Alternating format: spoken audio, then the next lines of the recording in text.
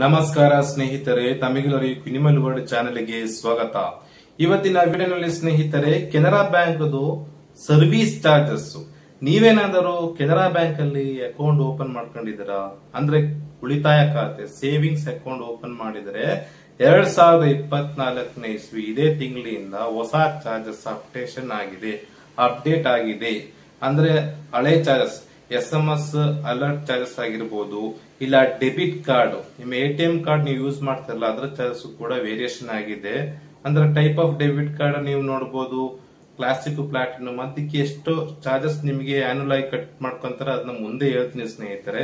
ಆಮೇಲೆ ನೀವು ಬಹಳ ವರ್ಷಗಳಿಂದ ನೀವು ಅಕೌಂಟ್ ಓಪನ್ ಮಾಡ್ಬಿಟ್ಟು ಅದನ್ನ ಯೂಸ್ ಮಾಡ್ತಾ ಇಲ್ಲ, ಅದನ್ನ ಮತ್ತೆ ಇನ್ನು ಯಾವುದೋ ಒಂದು ವರ್ಷದಲ್ಲಿ ನಮಗೆ ಅಕೌಂಟ್ ಹಳೆ ಅಕೌಂಟ್ ಇತ್ತು ಅದಾದ ಫ್ರೀಸ್ ಆಗಿದೆ ಇಲ್ಲ ಬ್ಲಾಕ್ ಆಗಿದೆ, ಅದನ್ನ ಮತ್ತೆ ರಿಓಪನ್ ಮಾಡಬೇಕು ಅಂತಂದ್ರೆ ಏನೇನ್ ಮಾಡಬೇಕು, ಆಮೇಲೆ SMS ಅಲರ್ಟ್ ಚಾರ್ಜಸ್ ಆಯಿತು, ಆಮೇಲೆ ಚೆಕ್ ಬುಕ್ ಮುಗ್ದೋಗಿದ್ರೆ ಅದಕ್ಕೆ ಎಷ್ಟು ಚಾರ್ಜಸ್, ಹೊಸ updation, email ID, register mobile number, name correction, date of birth correction ಇತ್ಯಾದಿ ಚಾರ್ಜಸ್ ಗಳು ಎಷ್ಟಿದಾವೆ ಅಂತ ಹೇಳಿ ನಾನು ಮುಂದೆ ಹೇಳ್ತೀನಿ ಸ್ನೇಹಿತರೆ.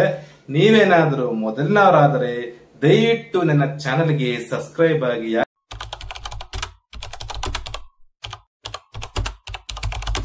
ಕೆನರಾ ಬ್ಯಾಂಕು ಸರ್ವಿಸ್ ಚಾರ್ಜಸ್ 2024ನೇ ಇಸ್ವಿಯಲ್ಲಿ ಕೆಲವೊಂದಷ್ಟು ಚೇಂಜಸ್ ಆಗಿದ್ದಾವೆ.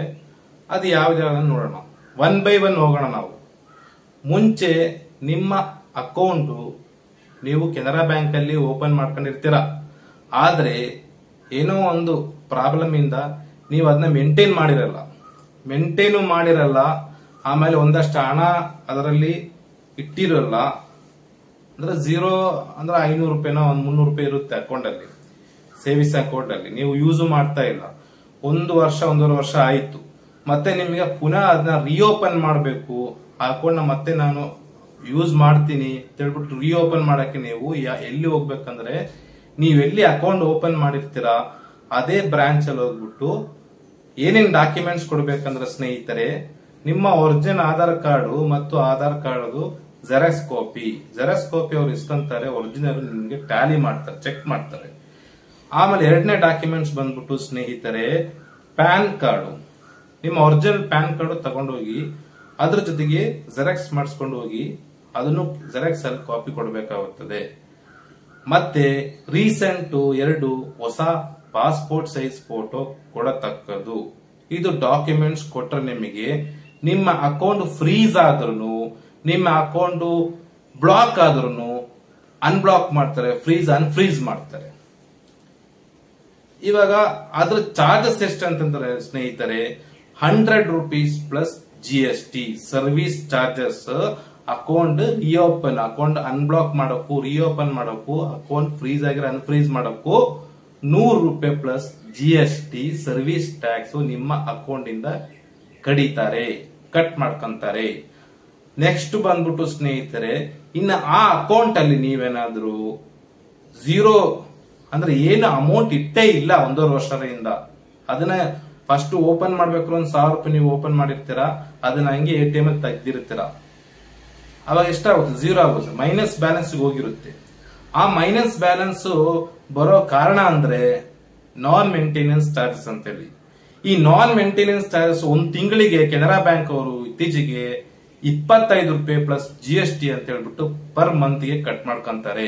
ನೀವು ಎಷ್ಟು ಮಂತ್ ನಾನ್ ಮೇಂಟೆನೆನ್ಸ್ ಮಾಡ್ಕೊಂಡಿರ್ತೀರಾ ಅಷ್ಟ ಮಂತ್ ಕ್ಯಾಲ್ಕುಲೇಷನ್ ಆಗಿ ಒಂದು ಮೊತ್ತ ಬರುತ್ತೆ. ಆ ಮೊತ್ತನು ಕೂಡ ಮೈನಸ್ ಬ್ಯಾಲೆನ್ಸ್ ಕೂಡ ನೀವು ಪೇ ಮಾಡಿ ಅದನ್ನ ಪ್ಲಸ್ ಮಾಡ್ಕೊಂಡ್ರೆ ನಿಮಗೆ ನೆಕ್ಸ್ಟ್ ಟ್ರಾನ್ಸಾಕ್ಷನ್ ಗೆ ಅನುಕೂಲ ಆಗುತ್ತೆ.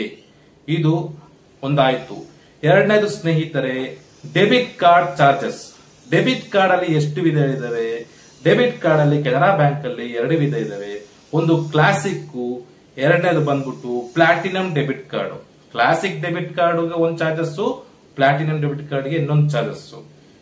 ಇವಾಗ ನೀವು ಹೊಸದಾಗಿ ನೀವು ಓಪನ್ ಮಾಡ್ಕೊಂಡ್ರೆ ನಿಮಗೆ ಡೆಬಿಟ್ ಕಾರ್ಡ್ ಆನ್ಯುವಲ್ ಚಾರ್ಜಸ್ ಬಂದ್ಬಿಟ್ಟು ನಿಮಗೆ ಕ್ಲಾಸಿಕ್ ಆದ್ರೆ 236 ರೂಪಾಯಿ ಇನ್ಕ್ಲೂಡಿಂಗ್ GST ಹೇಳ್ತಾ ಇರೋದು ಆನ್ಯುವಲ್ ಚಾರ್ಜಸ್.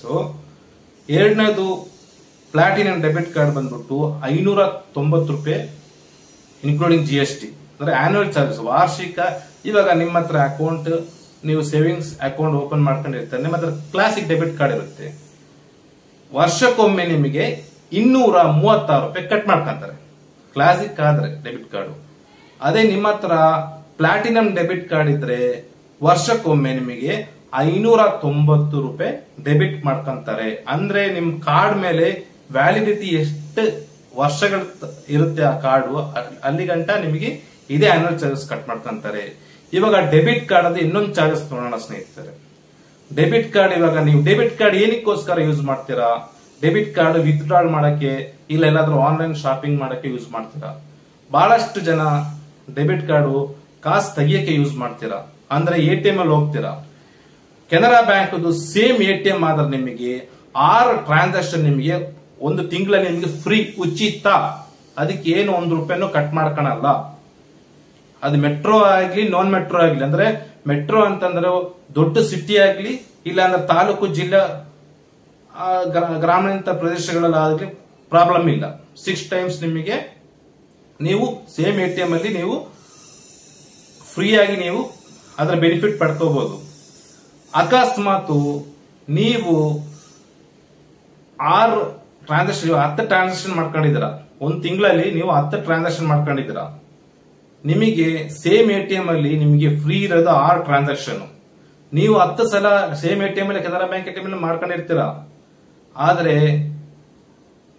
ಉಳಿದ 4 ಟ್ರಾನ್ಸಾಕ್ಷನ್ ನಿಮಗೆ ಸರ್ವಿಸ್ ಚಾರ್ಜ್ ಕೊಡ್ಬೇಕಾಗುತ್ತೆ. ಯಾಕಂದ್ರೆ 6 ಟ್ರಾನ್ಸಾಕ್ಷನ್ ಮಾತ್ರ ನಿಮಗೆ ಒಂದು ತಿಂಗಳಲ್ಲಿ ಫ್ರೀ ಇರುತ್ತೆ. ಇನ್ ಮಿಕ್ಕಿದ 10 ಟ್ರಾನ್ಸಾಕ್ಷನ್ ಮಾಡ್ಕೊಂಡಿರ್ತೀರಲ್ಲ, 10 ಸಲ ನೀವು ತೆಗ್ದಿರ್ತೀರ ಹಣನ. ಮಿಕ್ಕಿದ 4 ಟ್ರಾನ್ಸಾಕ್ಷನ್ಗೆ 20 ರೂಪಾಯಿ ಪ್ಲಸ್ GST, ಅಂದ್ರೆ ಮಿಕ್ಕಿದ 20, 40, 60, 80 ರೂಪಾಯಿ ಪ್ಲಸ್ GST ನಿಮಗೆ ಕಟ್ ಆಗುತ್ತೆ ಮಂತ್ ಎಂಡಿಗೆ. ಅಂದ್ರೆ ಒಂದು ತಿಂಗಳ ಟ್ರಾನ್ಸಾಕ್ಷನ್ 10 ಮಾಡ್ಕೊಂಡಿರ್ತೀರ, ಫ್ರೀ ಇದೆ. ಇವಾಗ ನಾವು ಕೆನರಾ ಬ್ಯಾಂಕ್ ಆಯ್ತು, Canara bank same ATM bank ಅಲ್ಲಿ ಹೋಗಿ ಮಾಡ್ಕೊಂಡ್ರೆ ಮಾತ್ರ 6 ಸಲ ನಿಮಗೆ ಫ್ರೀ ಇರುತ್ತೆ. ಆದ್ರೆ ನೀವು other ATM, bank of Baroda ಇಲ್ಲ HDFC ಯಾವ್ದಾದ್ರೂ ಕೆನರಾ ಬ್ಯಾಂಕ್ ಬಿಟ್ಟು ಬೇರೆ ATM ಅಲ್ಲಿ ನೀವೇನಾದ್ರು ಟ್ರಾನ್ಸಾಕ್ಷನ್ ಮಾಡ್ಕೊಂಡ್ರೆ ಅದ್ರಾಗೂ 2 ವಿಧಗಳಿದ್ದಾವೆ. ಒಂದು ಮೆಟ್ರೋ, ಇನ್ನೊಂದು ನಾನ್ ಮೆಟ್ರೋ. ಮೆಟ್ರೋ ಅಲ್ಲಿ ನಿಮಗೆ 3 ಸಲ ಫ್ರೀ ಇರುತ್ತೆ, ತಿಂಗಳಿಗೆ 3 ಸಲ ಫ್ರೀ ಇರುತ್ತೆ. ಅದಕ್ಕೇನ್ ಚಾರ್ಜಸ್ ತಗೊಳಲ್ಲ. ಅಂದ್ರೆ ಮುಂಬೈ, ಬ್ಯಾಂಗ್ಳೂರು, ಕೋಲ್ಕತ್ತಾ, ಹೈದರಾಬಾದು, ನ್ಯೂ ಡೆಲ್ಲಿ, ಲಕ್ನೋ ಇಂಥವು ದೊಡ್ಡ ದೊಡ್ಡ ಪ್ಲೇಸ್ ಅಲ್ಲಿ, ದೊಡ್ಡ ದೊಡ್ಡ ಸಿಟಿಯಲ್ಲಿ, ಮೆಟ್ರೋ ಸಿಟಿಯಲ್ಲಿ ನಿಮಗೆ 3 ಸಲ ನಿಮಗೆ other ATM, other branch ATM ಅಲ್ಲಿ ನೀವು ತೆಗಿಬಹುದು ಫ್ರೀ ಆಗಿ. ಅದಕ್ಕಿಂತ ಮೇಲೆ ಏನಾದ್ರು ನೀವು ಟ್ರಾನ್ಸಾಕ್ಷನ್ ಮಾಡ್ಕೊಂಡ್ರೆ 20 ರೂಪಾಯಿ ಪ್ಲಸ್ GST ಪರ್ ಟ್ರಾನ್ಸಾಕ್ಷನ್ ಬೀಳುತ್ತೆ. ಅಂದ್ರೆ ಒಂದು 5 ಟ್ರಾನ್ಸಾಕ್ಷನ್ ಮಾಡ್ಕೊಂಡ್ರೆ 3 ಟ್ರಾನ್ಸಾಕ್ಷನ್ ಫ್ರೀ ಇರುತ್ತೆ, 2 ಟ್ರಾನ್ಸಾಕ್ಷನ್ಗೆ 40 ರೂಪಾಯಿ ಪ್ಲಸ್ GST ನಿಮ್ಮ ಅಕೌಂಟ್ ಇಂದ ಕಡಿತಾರೆ ಮಂತ್ ಎಂಡ್ ಅಲ್ಲಿ.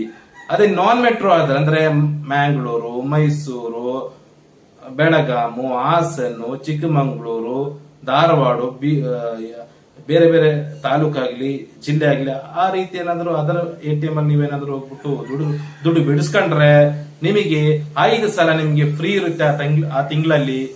5ಕ್ಕಿಂತ ಮೇಲೆ ಮಾಡಿದ್ರೆ ಒಂದು ಟ್ರಾನ್ಸಾಕ್ಷನ್ಗೆ ನಿಮಗೆ 20 ರೂಪಾಯಿ ಪ್ಲಸ್ GST ಕಟ್ ಆಗುತ್ತೆ.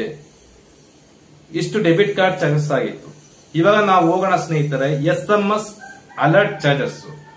ಮುಂಚೆ ಸ್ನೇಹಿತರೆ ಒಂದು 3 ತಿಂಗಳು ಮುಂಚೆ ಕೆನರಾ ಬ್ಯಾಂಕ್ ಅಲ್ಲಿ SMS ಅಲರ್ಟ್ ಚಾರ್ಜಸ್ ಯಾವ ರೀತಿ ಕಟ್ ಮಾಡ್ಕೊಂತ ಇದ್ರು ಅಂದ್ರೆ 3 ತಿಂಗಳಿಗೊಂದ್ಸಲ ಕಟ್ ಮಾಡ್ಕೊಂತ ಇದ್ರು. ಆದ್ರೆ 15 ರೂಪಾಯಿ ಪ್ಲಸ್ GST ತರ ಕಟ್ ಆಗ್ತಾ ಇತ್ತು. ಅಂದ್ರೆ ನಿಮ್ಮ ಅಕೌಂಟ್ ಇಂದ ಡೆಬಿಟ್ ಆಗಿ SMS ಆಗ್ಲಿ, ಕ್ರೆಡಿಟ್ ಆಗಿ SMS ಆಗ್ಲಿ, ನಿಮ್ಮ ಬ್ಯಾಂಕ್ SMS ಬರ್ತಾ ಇರುತ್ತಲ್ಲ ಅದನ್ನೇ SMS ಅಲರ್ಟ್ ಅನ್ನೋದು.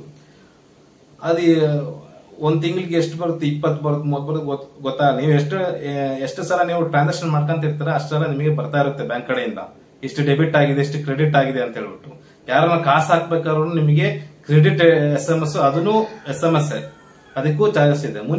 ಮುಂಚೆ ಎಲ್ಲ ಹೆಂಗಿತ್ತಂದ್ರೆ ಒಂದು 3 ತಿಂಗಳಿಗೆ ಒಂದು 15 ರೂಪಾಯಿ ಪ್ಲಸ್ GST ಕಟ್ ಆಗ್ತಾ ಇತ್ತು. ಇವಾಗ ಚೇಂಜ್ ಆಗಿದೆ ಸ್ನೇಹಿತರೆ. ಇವಾಗ 3 ತಿಂಗಳಿಗೆ 15 ರೂಪಾಯಿ ಪ್ಲಸ್ GST ಅಲ್ಲ, ಇವಾಗ ನಿಮ್ಗೆ ಒಂದು SMS ಬಂದ್ರೆ 22 ಪೈಸೆ ಪ್ಲಸ್ GST. ಅಂದ್ರೆ ಅನ್ಕೊಳ್ಳಿ ಒಂದು 100 SMS ಬಂದ್ರೆ 22 ರೂಪಾಯಿ ಆಗುತ್ತೆ, 22 ರುಪೀಸ್ ಆಗುತ್ತೆ ಪ್ಲಸ್ GST. ಅಂದ್ರೆ 22 ಪೈಸೆ ಪರ್ SMS ಕಟ್ ಮಾಡ್ಕೊಂತಾರೆ. 3 ತಿಂಗಳಲ್ಲಿ ನಿಮ್ಗೆ ಎಷ್ಟು SMS ಬರುತ್ತೋ ಹೇಳಕ್ಕಾಗಲ್ಲ. ಒಮ್ಮೆ ನಿಮಗೆ 300 SMS ಬಂದ್ರೆ 22 ಎಷ್ಟಾಯ್ತು ಅಷ್ಟು ಪ್ಲಸ್ GST ಕಟ್ ಮಾಡ್ಕೊಂತಾರೆ. ಇವಾಗ SMS ಅಲರ್ಟ್ ಚಾರ್ಜಸ್ ಚೇಂಜಸ್ ಆಗಿದೆ. ನೀವು ನಿಮ್ಮ ಖಾತೆಯಲ್ಲಿ ಯಾವ ರೀತಿ ನೀವು ಡೆಬಿಟ್ ಮತ್ತು ನಿಮ್ಮ ಟ್ರಾನ್ಸಾಕ್ಷನ್ ಮೇಲೆ ನಿಮಗೆ SMS ಚಾರ್ಜಸ್ ನಿಮಗೆ ಕಟ್ ಆಗುತ್ತೆ. ಬಹಳ ಟ್ರಾನ್ಸಾಕ್ಷನ್ ಮಾಡೋ ವ್ಯಕ್ತಿ ಆದ್ರೆ ಬಹಳ ಅಮೌಂಟ್ ಕಟ್ ಆಗುತ್ತೆ. ಕಡಿಮೆ ಮಾಡೋ ಟ್ರಾನ್ಸಾಕ್ಷನ್ ಅವರಿಗೆ ಅತ್ಯಂತ ಕಡಿಮೆಯಾಗಿ ನಿಮಗೆ SMS ಅಲರ್ಟ್ ಚಾರ್ಜಸ್ ಕಟ್ ಆಗುತ್ತೆ. ನೆಕ್ಸ್ಟ್ ನಾವು ಚೆಕ್ ಕಡೆ ಹೋಗೋಣ. ಚೆಕ್ ಬುಕ್ ಹೊಸದಾಗಿ ನೀವು ಅಕೌಂಟ್ ಓಪನ್ ಮಾಡ್ಕೊಂಡ್ರೆ ನಿಮಗೆ ಒಂದು ಚೆಕ್ ಬುಕ್ ಒಂದು ಫ್ರೀ ಆಗಿ ಕೊಟ್ಟಿರ್ತಾರೆ. ಅದನ್ನ ನೀವು ಯೂಸ್ ಮಾಡಿ ಅದನ್ನ ಮುಗಿಸ್ಬಿಟ್ಟಿರ್ತೀರ. ಇನ್ನೊಂದು ಹೊಸ ಚೆಕ್ ಬುಕ್ ಬೇಕಂದ್ರೆ ನಿಮಗೆ ಕೊಡ್ತಾರೆ, ಬ್ಯಾಂಕ್ ಕಡೆಯಿಂದ ಕೊಡ್ತಾರೆ. ಅದಕ್ಕೂ ಸರ್ವಿಸ್ ಚಾರ್ಜಸ್ ಇದೆ. ಒಂದು ಲೀಫಿಗೆ ₹4 ಪ್ಲಸ್ GST ಅಂತೇಳಿ ಕಟ್ ಮಾಡ್ಕೊಂತಾರೆ.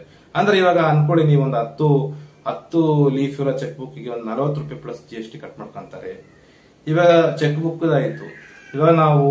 ಇವಾಗ ನಿಮ್ಮ ಪಾಸ್ಬುಕ್ ಅಲ್ಲಿ ಒಂದಷ್ಟು ಅಪ್ಡೇಷನ್ ಮಾಡ್ಕೋಬೇಕು. ಮೊಬೈಲ್ ನಂಬರ್ ಚೇಂಜ್ ಆಗಿದೆ, ನೀವು ಹಳೆ ಮೊಬೈಲ್ ನಂಬರ್ ಯೂಸ್ ಮಾಡ್ತಾ ಇಲ್ಲ, ನೀವು ಯಾವಾಗ ಕೊಟ್ಟಿರೋ ಮೊಬೈಲ್ ನಂಬರ್ ಅಲ್ಲಿ ಅಪ್ಡೇಟ್ ಆಗಿರುತ್ತೆ ಬ್ಯಾಂಕ್ ಅಲ್ಲಿ, ಅದನ್ನ ಚೇಂಜ್ ಮಾಡಬೇಕು. ಹೊಸದಾಗಿ ನೀವು ಯಾವ್ದೋ ಒಂದು ಹೊಸ ಒಳ್ಳೆ ನಂಬರ್ ಯೂಸ್ ಮಾಡ್ತಾ ಇದ್ದಾರೆ, ಅದನ್ನ ಅಪ್ಡೇಟ್ ಮಾಡ್ಬೇಕಂದ್ರೆ ಅದಕ್ಕೂ ಚಾರ್ಜಸ್ ಇದೆ. ಆಮೇಲೆ ಇಮೇಲ್ ID ಅಪ್ಡೇಟ್ ಮಾಡೋಕ್ಕೂ ಚಾರ್ಜಸ್ ಇದೆ. ಡೇಟ್ ಆಫ್ ಬರ್ತ್ ಅಪ್ಡೇಟ್ ಮಾಡೋಕ್ಕೂ ಚಾರ್ಜಸ್ ಇದೆ. ₹50 ಪ್ಲಸ್ GST ಅಪ್ಡೇಷನ್ಗೆ. ನಿಮ್ಮ ಅಲ್ಲಿ ಏನು ಡೀಟೇಲ್ಸ್ ಇರುತ್ತಲ್ಲ ಅದನ್ನ ಅಪ್ಡೇಟ್ ಮಾಡಕ್ಕೆ, ಇಮೇಲ್ ID ಆಗ್ಲಿ, ಡೇಟ್ ಆಫ್ ಬರ್ತ್ ಆಗ್ಲಿ, ಆಮೇಲೆ ಮೊಬೈಲ್ ನಂಬರ್ ಆಗಿರ್ಲಿ ರಿಜಿಸ್ಟರ್ ಮಾಡಕ್ಕೆ. ಇವಾಗ ಅದಾಯ್ತು. ಇವಾಗ ಇಂಪಾರ್ಟೆಂಟ್ ನಿಮ್ಮ ನೇಮ್ ಅಪ್ಡೇಷನ್ ಮಾಡಕ್ಕೆ ₹100 ಪ್ಲಸ್ GST ತೆಗೀತಾರೆ. ಇಷ್ಟಿದೆ ಸ್ನೇಹಿತರೆ ಕೆನರಾ ಬ್ಯಾಂಕ್ ಹೊಸ ಅಪ್ಡೇಷನ್ 2024ನಲ್ಲಿ ಸರ್ವಿಸ್ ಚಾರ್ಜಸ್ ಅಂದ್ರೆ ಸೇವಿಂಗ್ಸ್ ಅಕೌಂಟ್ ಸರ್ವಿಸ್ ಚಾರ್ಜಸ್ ನಾನು ಇವಾಗ ನಿಮಗೆ ತಿಳಿಸಿದ್ದೀನಿ. ಇದರಲ್ಲಿ ಏನಾದ್ರು ನಿಮಗೆ ಅಲ್ಪ ಸ್ವಲ್ಪ ಡೌಟ್ ಇದ್ರೆ ದಯವಿಟ್ಟು ಕಮೆಂಟ್ ಸೆಕ್ಷನ್ ಅಲ್ಲಿ ಕಮೆಂಟ್ ಮಾಡಿ. ನೀವೆನ್ನ ಸಬ್ಸ್ಕ್ರೈಬ್ ಮಾಡಿಲ್ಲ ಅಂದ್ರೆ ದಯವಿಟ್ಟು ನನ್ನ ಚಾನಲ್ಗೆ ಸಬ್ಸ್ಕ್ರೈಬ್ ಆಗಿ ಸ್ನೇಹಿತರೆ. ಜೈ ಹಿಂದ್, ಜೈ ಕರ್ನಾಟಕ.